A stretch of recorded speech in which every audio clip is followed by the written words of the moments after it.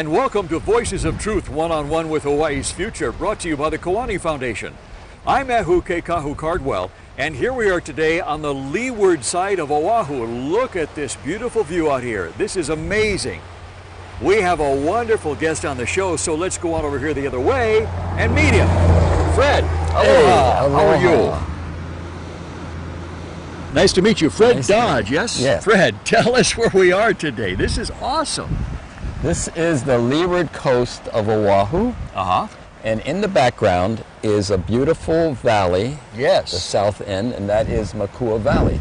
That is Makua Valley. Yes. That is the famous, or we should say infamous Makua Well, Valley. you could say famous. Yeah. It Yeah. has a history, and I'm a member of a group that would like to see it cleaned up and returned to the Hawaiian community. Yeah, so Makua Valley has a very, very long history going back thousands of years. And most of that history is a good history because it was populated by ancient Hawaiians, yes? Yes. And it was a place where they lived, where they grew food, where they recreated, where they just lived their lives for Yes. thousands of years. And then we roll the calendar forward to relatively recent times, and somebody else came in that valley, yes? Yes. And who was that? The Army, The U.S. Army. the U.S. Army, at the beginning of World War II, they had a presence in the valley Uh-huh. since about 1929. Long ago, almost 100 years. Yeah, Uh-huh. where they put in gun emplacements. Because they thought they would be attacked from Japan from this side? Is that why? Yes, Okay. yes. So that's how it started. So that's how the military first had presence. They bought some fee simple property and they put their howitzer guns there. Okay. And as we now know, the Japanese never showed up. Well, and that's true. That's true. They attacked in a different place, yeah? Right. They didn't show up here, they showed up at Pearl Harbor. The war ended and the Army never left, huh? That's right. They made an agreement with the territorial government, which was the government, Hawaiian government at the time, Uh-huh. and the agreement stated that 6 months after the end of World War II, the place would be returned, Makua Valley would be returned in a condition acceptable to the government at the time. Okay. But that didn't happen. That didn't happen. Why not? They always had an excuse.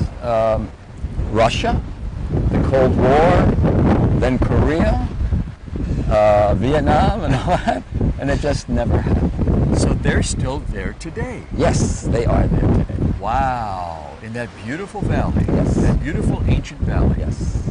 And so in those ensuing years, what has the Army done in that valley? They've trained. They've trained their troops. They've set armaments off, bombs off in that valley. Yes, yes. Large bombs. Yes, Wow. yes, they have all kinds. They used to do rockets, fire from helicopters.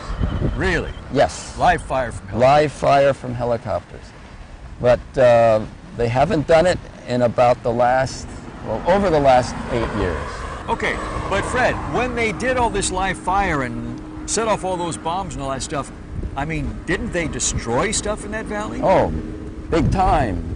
Yes, because that valley is full of ancient Hawaiian archaeological sites, Oh my goodness. cultural sites, as well as endangered species. Makua Valley is full of ancient Hawaiian archaeological sites that are obviously invaluable Yes. to not only archaeologists, but people, Hawaiians, people who Hawaiians. appreciate the culture, I mean, practically Oh, yes. anybody who lives here. Oh, yes.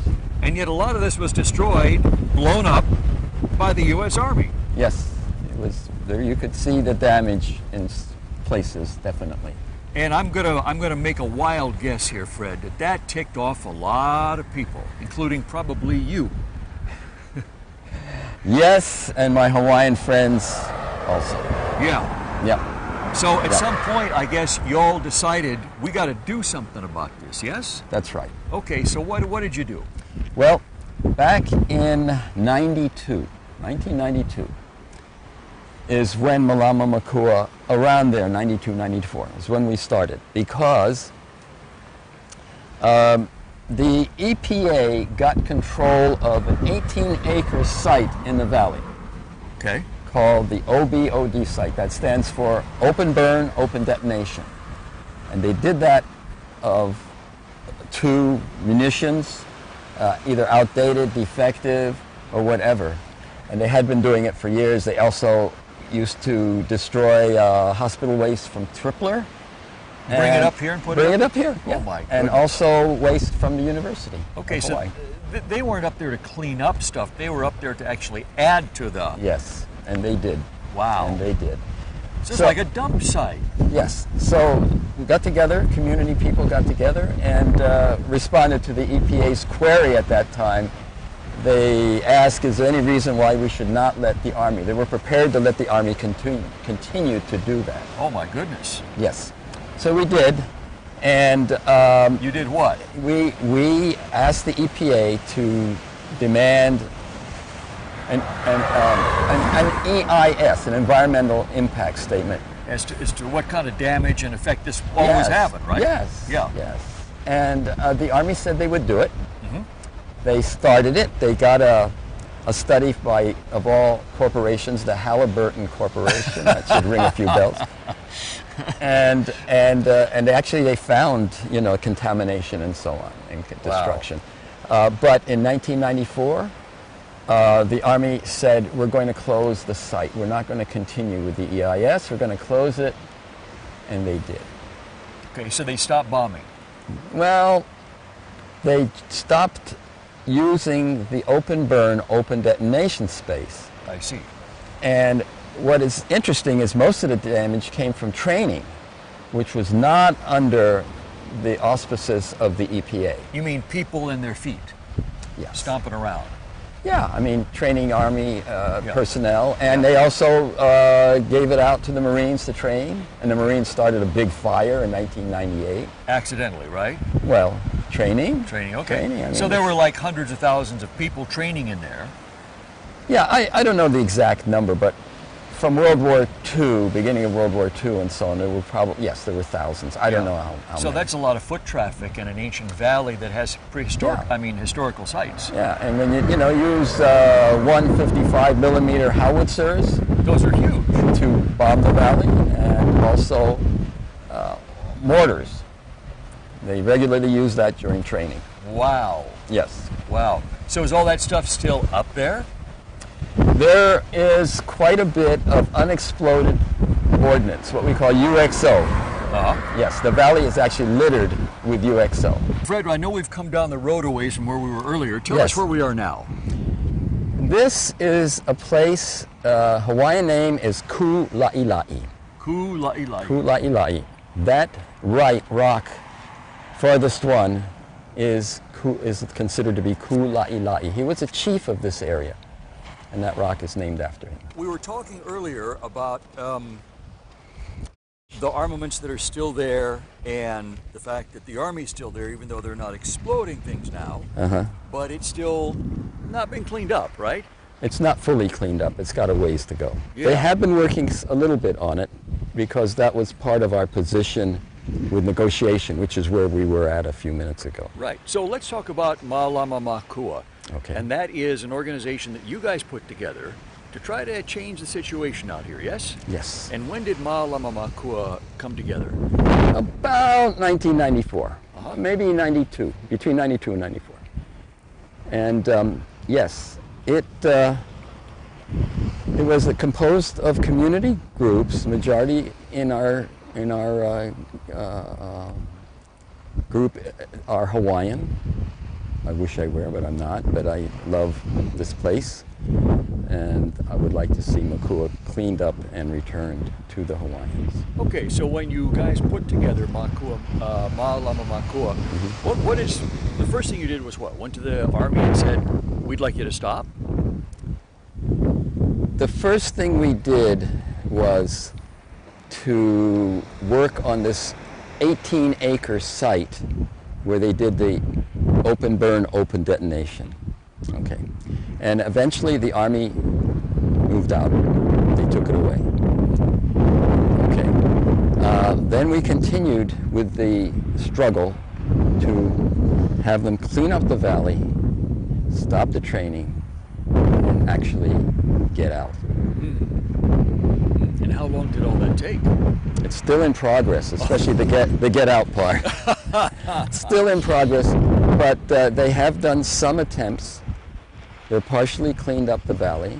Okay. They did, you know, we negotiated for them to do an EIS. They haven't completed it yet, and this is now 9 years after we negotiated all this. My goodness. Yes, they haven't done it yet, but hopefully we're making progress. Well, we are making progress. It's a long struggle. Your goal obviously is to get them completely out, yes? We'd like to get them out, yes. Yeah, okay. But the next few steps are to get them out bit by bit, maybe clean up. Well, we want them to do as much cleanup as possible. Uh-huh. Yes, definitely. There are unexploded ordnances, UXO, still in the valley. There's a lot of it that they come out of the ground, they get discovered periodically. Right. Yes. Right. I mean, when you look at it, that is such a beautiful view there. Yes. And when you stop and think that has been bombed, yeah. That's just amazing. Yeah. Now, you also told me that there were a number of fires in that valley, right? Yes. Tell us about that. Yes, we got a Freedom of Information request to the Army. Uh-huh. This was back in 1998 approximately. They documented 272 fires, started by training. What? 272 fires. 270? That's outrageous. I've taken pictures of a number of them. Really? Both day and night, yes, and the damage they do. Now, are those accidental fires? They do them on purpose, or some of each? I don't think they want to do it. Uh-huh. I don't think it's done on purpose, but it's a side effect of training. It's a result of training. I see. And it happens. I see. And it's very destructive. Malama Makua, what is the organization like today? Have you guys grown? Well, we have a lot of supporters. Uh-huh. We have a whole lot of supporters on the Waianae coast and all over the islands, and even on the mainland. Outside of Hawaii? Yeah. We have a lot of supporters, but the organization itself is a board organization. So you're one of the board members? I'm one of the board members, yeah. Okay, all right. Yeah. But you're also a founding member, yes? Yes, and also we have a sister organization called Hui Malama Makua, which is composed of community members that for one reason or another didn't want to become part of Malama Makua. Some of them held army jobs, government jobs. Excuse me. And so, we have this, and so there's quite a few, I'd say well over 100 members in there. Wow. But isn't that great, though? People that are part of the Army would want to come over and help on this. They know what's going on. They know what's going on. They're on the inside. They know what's going on. Yeah. Yes. That's so encouraging. Yes. Yeah. Yes. Yeah. So Hui Malama Makua, did I get the name right? Yes, Hui Malama Makua, you have a good memory. Uh-huh. They are a sister organization, and they sort of surround Malama Makua, the basic organization. I got it. So they're part of the action, but maybe they can't be in the spotlight at that particular moment for any number of reasons, yes? Yeah. So you guys are still working on this. Yes. And what's the interaction like between you and the U.S. Army? Terrific question. It's varied. There's been quite a bit of tension. Every time a new commander comes in, which is every 2 or 3 years, they don't like us, or rarely, if ever. And so it takes a while for trust to reemerge. But basically, if we can work with them for a while, they see that we're not, we don't have horns, we're not horrible. They begin to understand why this valley needs to come back. And we've had up to the generals agreeing with it. Really? Yes. Wow. I could name one now, but I better not. But anyway. But yes. That's great. Yes, it is great. We've gotten to be good friends with colonels and generals and so on. And I think there's a certain amount of mutual respect. you know. That's wonderful. They've got a job to do. Right. And But they recognize that you have a job to do too, and they respect the role and mission of both of the organizations and the community here. Yes. So that's hopeful for the future. I think it's very hopeful. Wow. And actually, two of the generals came out within the last few years saying,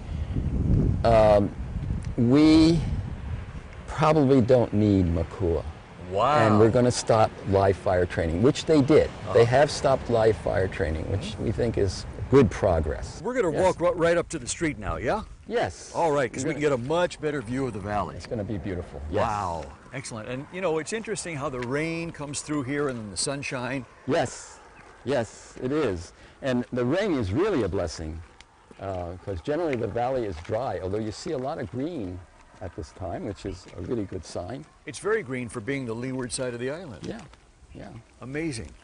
Yeah. How far back in time do some of these archaeological sites go in Makua Valley, Fred? Good question. We've had carbon dating done on a site that had a number of emu underground ovens that leave charcoal, good stuff to carbon date. Yes. And the dates came back, a number of them were done, the dates came back 1290 to 1350. Wow. AD.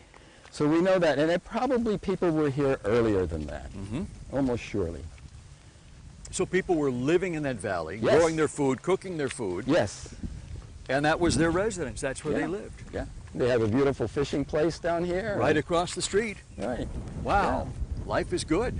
Fred, just while we're standing here, I know the camera probably can't pick it up, and maybe we don't want to turn the camera that way because there is some rain coming down. But there was a beautiful rainbow. We're going arching right across this valley, yes? Yes. And we got some still shots of it. You did, our camera people did. Yes. And it just shows how beautiful this place is, and that it's disparity between the beauty of this place versus the destruction of this place. Yes. I mean, that's really astounding.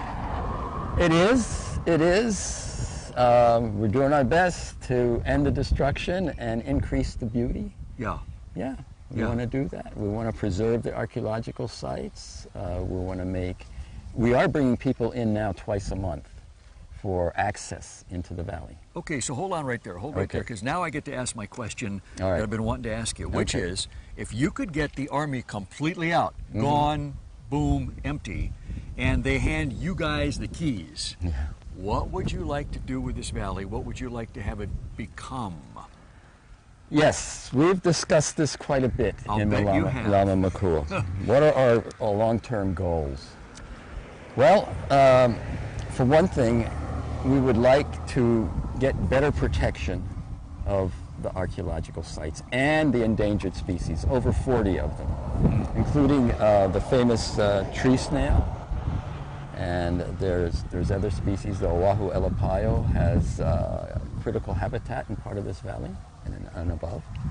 So we would like to continue that, like to improve on it, and like to continue to offer tours, not tours, accesses into the valley for cultural reasons mainly, to visit those beautiful sites. So people could see the archaeological sites of old. Yes. Wow. One of our members says we need a University of Makua here. Ah. We would also like to help with the finding and getting rid of UXO, unexploded ordnance. And we've talked about making a prime site for the technical aspects of that could then be switched or given over to other places in the world that have the same problem. You know, we've bombed a lot of places. Other people have to. So this actually could be, you could not only fulfill your goals of Malama Makua, but it could actually be a model or showcase for other places in the world that have had similar things happen, yes? Wow. Yeah. And you know, when you said give us the keys, we want access, but not necessarily, we don't want to own the valley. Sure.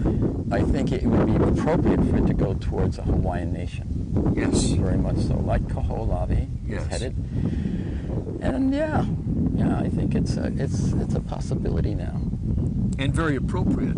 given the history of it. Yes, this is a beautiful place. And what we don't want is golf courses, high rises, condos, you know. Yeah. Yeah, we don't want that. Stuff like that. Yeah. You know, a moment ago when you said there are 40 endangered species. Yes, over 40. Over 40. That is amazing. Yes. That is truly amazing. Yes. Most of those are plants, but nevertheless, they deserve to have their survival. Yeah, but Fred, what that says to me is this valley is so unique. It's a very rich valley. It is unique, and it's very rich in cultural sites and endangered species. Yeah, you know, throughout Hawaii, I mean, even just, if you just talk about this island, Oahu, there's lots and lots and lots of valleys. And it's not to devalue any of those other valleys. Yes. But among all the valleys, this one really stands out, doesn't it? We think so. Yeah. We love this valley, Yeah, because, I mean, there's so much going on in there, and so much that has gone on in there that is unique, like it's not gone on anywhere else. Yeah. No, Things live in there that don't live anywhere else. Yes. Oh, yes. Wow. Very definitely. Wow. Yes. The history of, you know, who do you ever plan to write or record the history of this valley? I should. I should. People have asked me to, and I've given interviews like yours, both in print and in the video. I don't know if I can get the time. I'm so busy and I'm tired. It's a problem I'm sure you wish you had. But anyway, yeah, it's a beautiful place, and there are other people who have written about this valley. You know, somebody should really write about it because, first of all, the history is thousands of years. But it's I mean, not only this area, the local area, but Hawaii and the world. I mean, there's so many lessons to learn from this valley for all of humankind, yeah? Yes. I mean, both the good stuff and the bad stuff. Yeah. Well, thank you for bringing that up.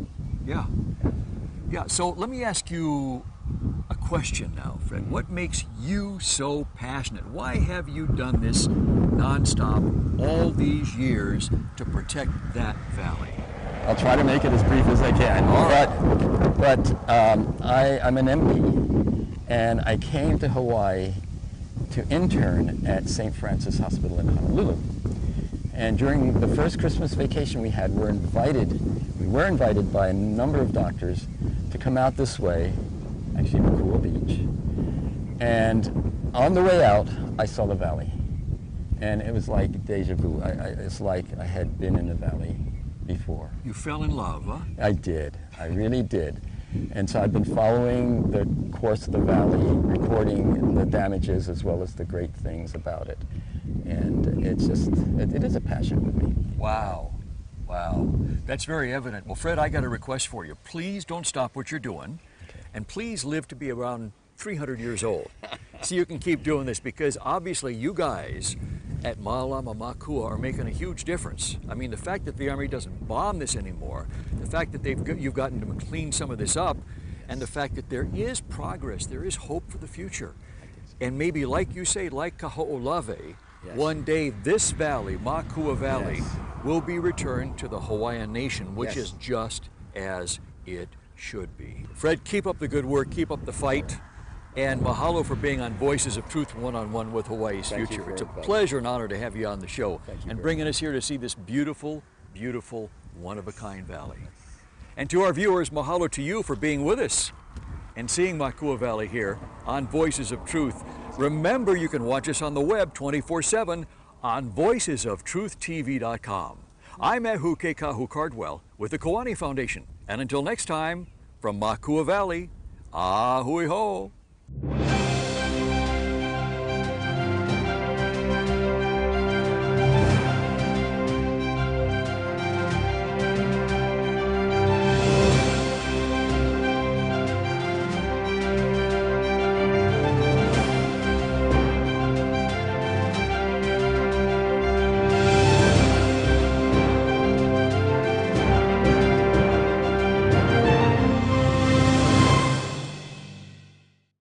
Mahalo for watching Voices of Truth one-on-one with Hawaii's Future.